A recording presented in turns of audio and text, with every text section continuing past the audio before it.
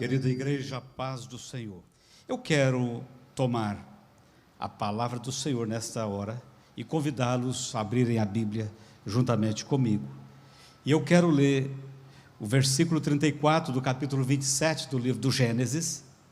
E após esse versículo, eu lerei a última frase do versículo 36 do mesmo capítulo. Gênesis, capítulo 27, versículo 34, e em seguida a última frase do versículo 36. Diz assim a palavra do Senhor: Quando Esaú ouviu as palavras de seu pai, deu um forte grito e, cheio de amargura, implorou ao pai: abençoe também a mim, meu pai.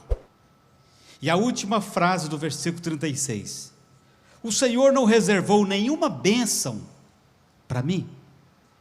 Queridos, eu quero tomar essa palavra,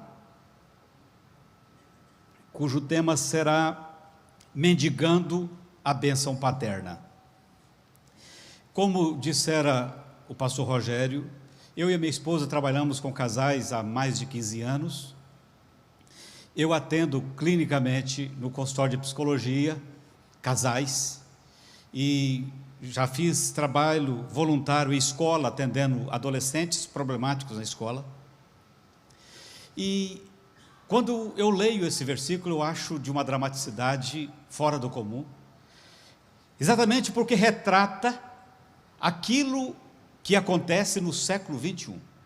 O grito de Esaú ecoa no século 21, na maioria das casas que estão hoje em Joinville, que estão em Divinópolis, Minas Gerais, que estão no Brasil, e infelizmente em casas de pessoas que servem a Deus.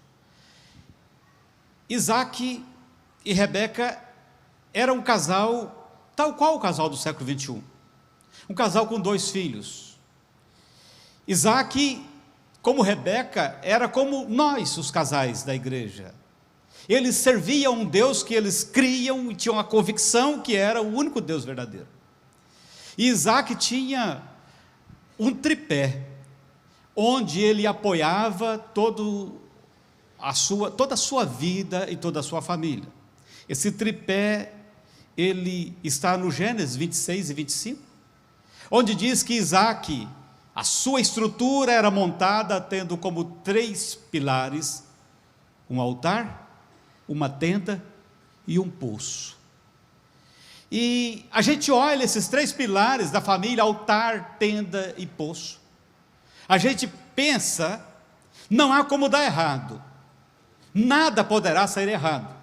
Assim como eu, quando caminho para a igreja com os meus filhos, com a minha esposa, as pessoas olham para mim como chefe de família e pensam, não tem como dar errado, é uma família que caminha para a igreja, que lê a Bíblia.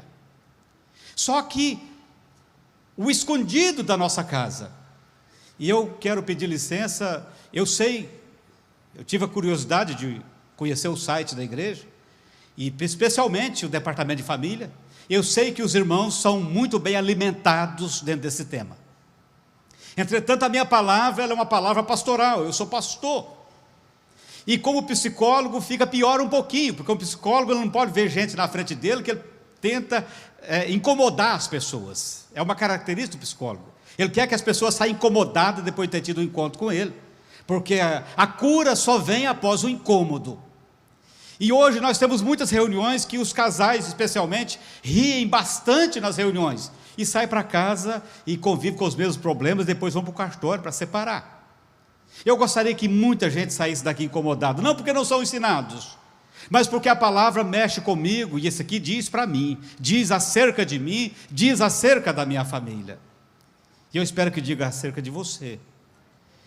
A palavra nos mostra que Isaac, ele cometeu alguns acertos, ele teve acertos como seu pai Abraão, mas ele cometeu alguns erros, ele repetiu alguns erros que seu pai repetiu, ou que seu pai cometeu. Abraão teve 2 filhos, e em determinado momento da sua vida, ele abriu mão de um dos filhos, sem brigar pelo seu filho, ele abriu mão dele. Isaac, ele tem 2 filhos, Mas em determinado momento, ele abre mão de um deles quando ele externa a sua preferência por Esaú.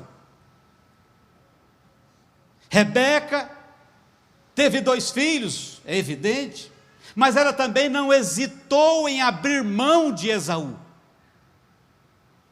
porque ela dá preferência por Jacó. É evidente que quando nós falamos de Jacó, nós vamos lembrar de Hebreus capítulo 12, 16, 17, especialmente no início do versículo, que diz que Esaú, ele era impuro e profano. Nós conhecemos esse Esaú, que em determinado momento, no imediatismo do seu dia, no desespero, na imprudência, ele não dá o mínimo valor para a coisa mais valiosa daquela época, que era a bênção da primogenitura.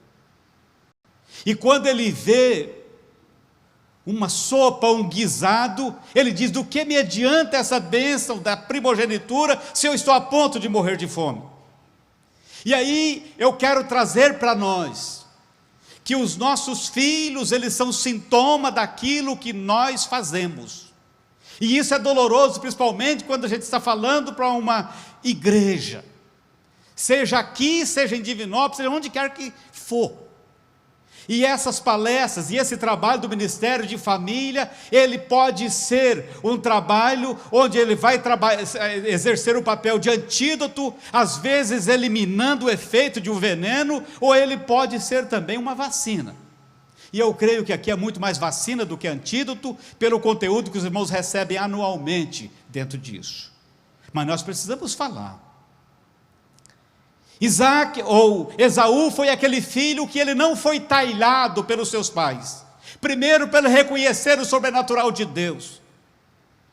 Quando ele trata a bênção da primogenitura como uma coisa banal, ele demonstra que ele não entendeu determinadas coisas que dizem respeito a Deus. E muitas vezes nós terceirizamos a educação dos nossos filhos para o professor de escola bíblica dominical. Muitas vezes nós colocamos na responsabilidade da igreja. Entretanto, o nosso filho aprende muito mais quando lê o nosso comportamento do que quando ele ouve, às vezes, a história de Davi e Golias. Nós somos uma escola 24 horas por dia, nós os pais. Estou falando para a família. E eu preciso falar para os dois que são responsáveis, que são os líderes, que são os formadores. Porque quando a gente olha para uma Câmara de Deputado federal, ou para o Senado Federal, que a gente taxa alguns deles de corruptos e isso e aquilo, eles não nasceram lá, eles nasceram numa casa, num lar. Quando a gente fala sobre algum pastor que teve um comportamento inadequado, ele não nasceu no ministério, na igreja, ele nasceu numa casa, nasceu numa família. Um dia que Deus falou para Abraão o seguinte: Abraão, da sua descendência vai sair reis. Isso é muito forte para nós hoje, nós pensarmos o seguinte: o que vai sair da minha descendência? O que vai sair dela? Daqui a 30 anos, que posição ocupará, que tipo de influência os meus filhos exercerão? Será que eles terão algum desejo de ir para o ministério? Será que eles gostariam de ser professores, elas gostariam de ser professores de escola dominical, como a minha filha? Será que eles vão se interessar quando saírem de debaixo das nossas asas, vão se interessar pelos trabalhos da igreja? Esaú não foi talhado para entender que nos apertos você não toma a decisão mais rápida. Esaú não foi talhado para ele entender que na hora da pressão ele não pode ceder. E isso aprende-se na nossa casa. Aprende em casa, comigo que o meu filho aprende. Esaú não foi talhado para entender que o pai era guardião de algo maravilhoso. Porque não era só administrar os bens da família. Não era só receber porção dobrada do patrimônio que o pai tinha. mas era também ele ser perpetuador da bênção que Deus tinha dado ao seu avô. Ele iria perpetuar a bênção que Deus tinha prometido a Abraão. Mas ele não entendeu isso. Que lições nós podemos tirar? Primeiro, o grito de Esaú ecoa de outras formas hoje no século 21. Às vezes filhos que não amam a casa de Deus, que se comportam de qualquer forma na casa de Deus, que brincam na casa de Deus. Pastor, não me tenha por ousado, eu não estou ensinando a igreja, por favor, não estou, tá? Eu estou pensando na minha igreja, eu sou pastor de igreja. Filhos que às vezes não têm a devida reverência na casa de Deus. E isso é sintoma dos pais omissos. Nós estamos pensando numa perspectiva para 2020. O que eu quero para 2020 para minha família? Porque não há uma mágica. É claro que uma oração como essa que aconteceu esses 10 minutos, essa oração, ela abala o céu, ela mexe com o mundo espiritual. Ela faz isso tudo, nós sabemos disso. Entretanto, ela vai gerar um processo de mudanças de comportamentos. Hoje nós temos, dentro da igreja, adolescentes que se mutilam. Não é só na escola que eu atuava como voluntário, que eu pegava menino de 12 anos, 10 anos, o braço todo riscado. O que é isso? Gilete. Lâmina de apontador, cortando os braços, cortando outras partes do corpo. Por que você faz isso? Quando meu pai e minha mãe começam a brigar, quando meu pai e minha mãe começam a gritar, filhos que se mutilam às vezes dentro da igreja, sintoma de pais que estão em constantes conflitos e que levam uma vida dupla, uma coisa na igreja e outra coisa em casa. Foi feita uma pesquisa uma época nos Estados Unidos, por que filhos de pastores desviavam? O maior percentual foi por causa de pastores que levam vida dupla, é uma coisa na igreja e outra coisa em casa. Aquilo me doeu. Eu pensei, meu Deus do céu, eu estou perdido. Que leitura que eles estão fazendo de mim? Filhos que se drogam, envolvidos com vício, resultado, sintoma de pais não afetuosos. A família é o lugar onde nós aprendemos os principais e os afetos primários. As manifestações afetivas primárias, nós aprendemos elas em casa. E eu já recebi casais em que a mulher falava assim, ela não abraça os meninos, Gersino. E aí ele falava, eu não aprendi, meu pai nunca me abraçou. Eu não sei fazer isso. E os Esaús estão gritando, mas eu sou crente, pastor, eu dou exemplo de crente. Mas nós somos espírito, alma e corpo. Nós somos espírito, alma e corpo. Que perspectiva que nós queremos ter para 2020? O que nós queremos construir para a nossa família em 2020? Primeira coisa, nós temos um poço. Vamos aprofundar nesse poço. Vamos sair da superfície. Vamos dedicar tempo para os nossos filhos, para a nossa casa. Vamos pronunciar palavras de afirmação. Nós precisamos corrigir os nossos filhos, mas nós não podemos generalizar, tudo que eles fazem está errado. Hora nenhuma vem um elogio. Hora nenhuma vem uma palavra, você é 10. Você me surpreendeu. Você está de parabéns. Nós temos que ter tempo de qualidade com a nossa família. Pastor, mas nós vamos junto para a igreja. Vamos, e é maravilhoso, e é essencial, porque há um altar que nós temos que cuidar dele, mas também há uma tenda, tem uma tenda também, e essa tenda é o lugar da intimidade da família. Se você procurar saber a história de toda e qualquer igreja, ela se dá da seguinte forma: lá na cidade X, chegaram algumas pessoas, chegou uma família de crente, e aí começou a ter uns cultos na casa daqueles crentes, começou a ter uns cultos, e as pessoas começaram a ir para lá, de repente não cabia mais na casa, e eles falaram, vamos alugar um espaço maior, mas toda a igreja começa numa casa, toda a igreja começa numa casa, essa é a história da igreja, irmãos, é a tenda de Isaac. Tenha tempo de qualidade com seus filhos. Eu atendi uma criança, filho de um obreiro, não da minha cidade, outra cidade, e a criança com marcas, e primeiro eu falei, por que você veio aqui? Antes de falar com o pai, você sabe por que você veio aqui? Porque eu sou muito custoso.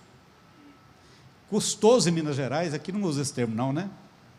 Custoso, menino custoso, usa esse termo aqui? Não, Minas Gerais usa muito isso, menino custoso, menino levado, não sei qual o termo que usa mais aqui, menino que dá trabalho. E aí, ele estava com marca, eu falei assim, que marca é essa? Isso aqui é uma marca de fio,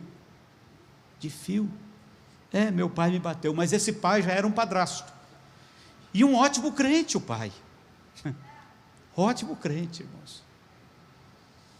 E aí, o pai sai às 5 horas, ele é padrasto desse menino, mas ele tem mais 2 filhos com a mãe desse menino, ele sai 5 horas da manhã para trabalhar, ele e a esposa leva os 2 filhos, e deixa na creche, e esse menino que é o enteado, por não ter idade para ele na creche, fica em casa, sozinho, até a hora dele esquentar uma comida, ele comer, e ele ir para a escola.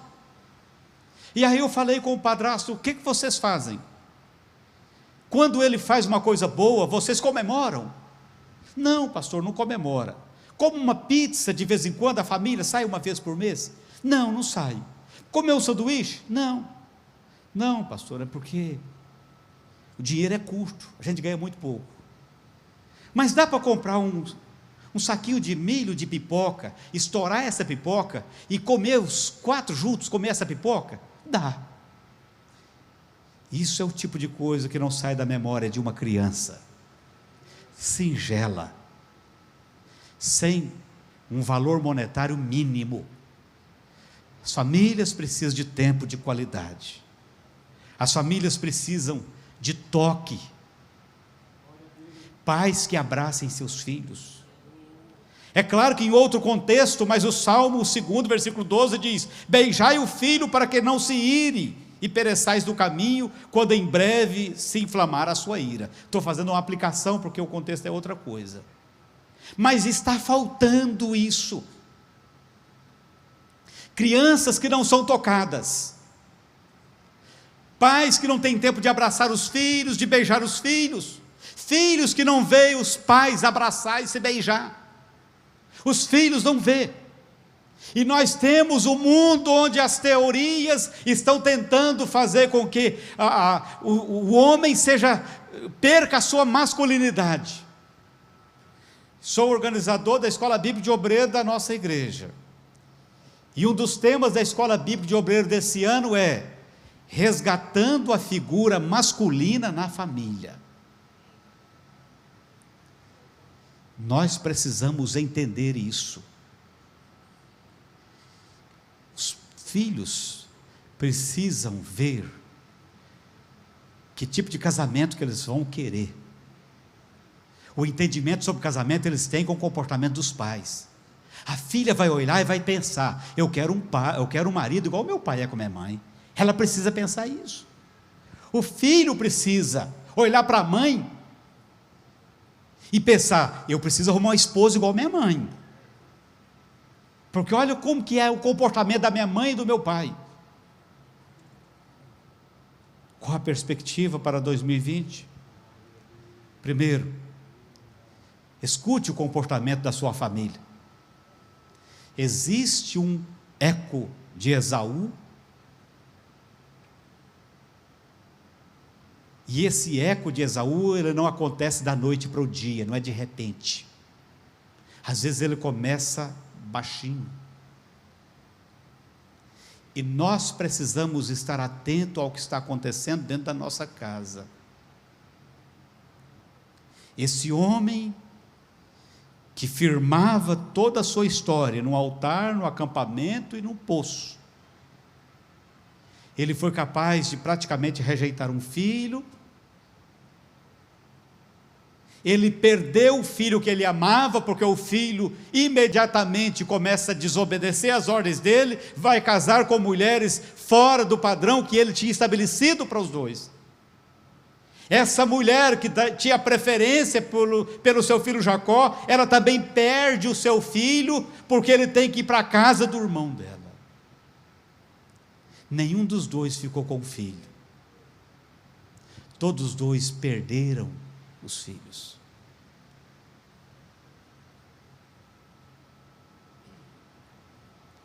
Eu aprendi desde cedo. Eu sou de uma família paupérrima. Na minha casa éramos 10 irmãos, hoje são 8. E meu pai morreu muito cedo. E ficaram 7 filhos menores, morando de favor numa casa de pau a pique, numa fazenda. E a minha mãe chegou a pensar em arrumar um veneno e colocar na comida de todo mundo, porque ela não dava conta de cuidar de todo mundo. Mas uma coisa eu aprendi: a minha mãe nos ensinou a todos a pedir a bênção. Qualquer pessoa é mais velha, a gente fala bença, bença, bença. E eu fazia aquilo no automático. Só que cada vez que eu fazia, era pronunciado para o mundo espiritual o seguinte: Deus te abençoe, Deus te abençoe, Deus te abençoe. E tem pais negando bênção para os filhos. Mas quando é que ele nega a bênção do filho? Quando ele não exerce o seu papel de sacerdote em casa. Quando ele não chama o filho e fala: escuta, você não vai dormir sem pedir bênção. Sou casado há 26 anos, meu filho mais velho tem 20, minha filha tem 16 anos. Se o meu filho sair durante o dia 10 vezes de casa para ir na rua fazer qualquer coisa, ele fala: benção, pai, Deus te abençoe. Benção, pai, Deus te abençoe. Cada vez que ele faz isso, eu lembro da minha mãe. E o mundo espiritual está ouvindo isso: Deus te abençoe. E as trevas não podem suportar quando o mundo espiritual, ele volta para agir em favor dos filhos de Deus. Nós precisamos entender isso, a autoridade que Deus colocou sobre nós, como sacerdotes da nossa casa. E quando Esaú fala assim: pai, mas não sobrou nenhuma bênção para mim. Tem filhos hoje falando: pai, mas o senhor não vai me abençoar com nada. Que bênção que o senhor tem para mim, pai? O que o senhor está fazendo por mim, pai?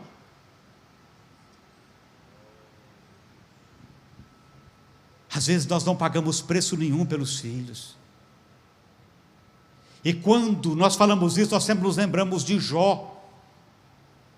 Um homem que o próprio Deus deu testemunho acerca da sua idoneidade, do seu comportamento. Chega um momento que ele diz o seguinte: meus meninos estão fazendo festa por causa do aniversário e não estão me chamando. Ele não fala com essas palavras: não estão me chamando, eu não sei o que está acontecendo. Por via das dúvidas. Tem pai que só depois que a bomba estoura é que ele faz uma oração. Ele não faz a oração da prevenção. Meu filho, vai na bênção, Deus te proteja. Meu filho, eu te abençoo em nome de Jesus. Você está debaixo da bênção, meu filho. Tenha cuidado, porque você está debaixo da bênção de Deus.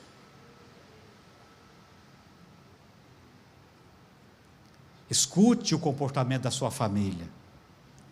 Celebre cada conquista dos membros da sua família. Cada semestre que a minha filha fala: pai, nós não peguei nenhuma recuperação. Pegou não? Então temos que comemorar. Ela foi mudar de escola e queria uma escola com um preço melhor e com a qualidade melhor do que aquela estava, porque aquela estava trabalhando demais ideologia de gênero. A gente quis tirar ela também por causa disso. E vamos fazer uma prova para conseguir a bolsa. Conseguiu uma nota muito boa. A mulher falou para mim: então vamos comemorar. Vamos comprar um pote de açaí, de sorvete e vamos comemorar. Comemore com a sua família. Isso é erguer altar. Uma das características dos patriarcas eram os altares. Eles passavam, e onde eles passavam, eles deixavam altar. Deixavam altar. Agora, cada vez que nós comemoramos e falamos assim: graças a Deus, essa foi uma bênção que Deus nos deu. É um altar que nós estamos levantando, e o mundo espiritual está vendo isso, está contemplando isso, e nós começamos a ser respeitados do mundo espiritual. Como que a gente é respeitado do mundo espiritual? É quando a gente se comporta de forma que Deus se agrade de nós. O mundo espiritual olha e fala: não dá, ele é queridinho do Todo-Poderoso. Não dá, ela é queridinha do Todo-Poderoso. Ela vive fazendo graça para o Todo-Poderoso. Não dá para enfrentar. E a nossa família precisa fazer isso. Celebre as conquistas. Exerça misericórdia na sua família.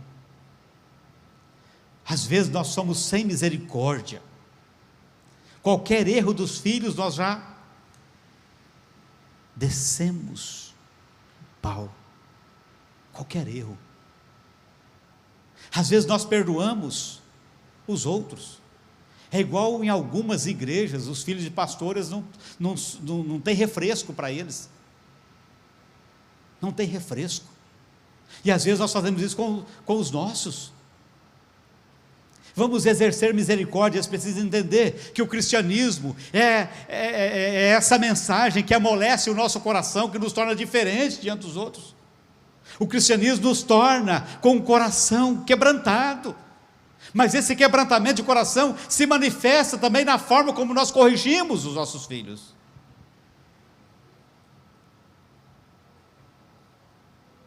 Abençoe a sua família. 1 de Samuel, capítulo 1, versículo 27, há uma declaração maravilhosa de Ana, quando ela diz: por esse menino orava eu, e o Senhor me concedeu a minha petição que eu lhe tinha pedido. A Bíblia diz que os filhos são herança do Senhor. Os filhos são herança. E algumas vezes que eu enfrentei o meu filho na adolescência, algumas lutas, nos momentos de rebeldia dele, muitas vezes eu dobrei o joelho e falei: Senhor, o Senhor sabe que nós dedicamos ele para o Senhor antes dele nascer. Antes dele nascer, ele estava no ventre da Marta, eu colocava a mão no ventre dela e dedicava ele para o Senhor. Então tem misericórdia, porque esse filho, ele para vir teria que ser resultado de um tratamento, porque a minha esposa tinha um problema para engravidar, mas ela falou: não vou fazer tratamento, vamos orar, vamos pedir a Deus, e ela engravidou. Se é uma herança do Senhor, o que eu faço com uma herança? Quem não tem juízo, gasta a herança em pouco tempo. Nós conhecemos muitas histórias. Quem tem juízo, preserva a herança.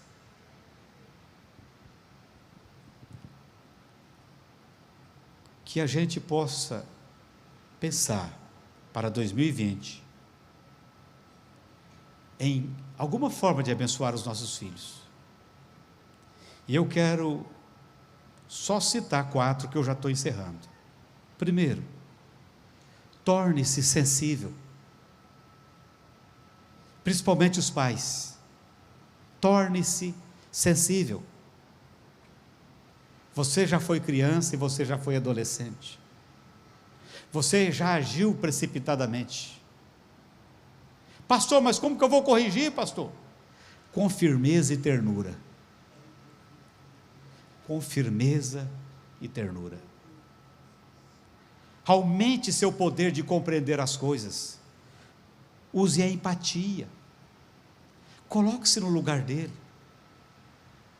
Você já percorreu muitos quilômetros à frente dele. Você já percorreu.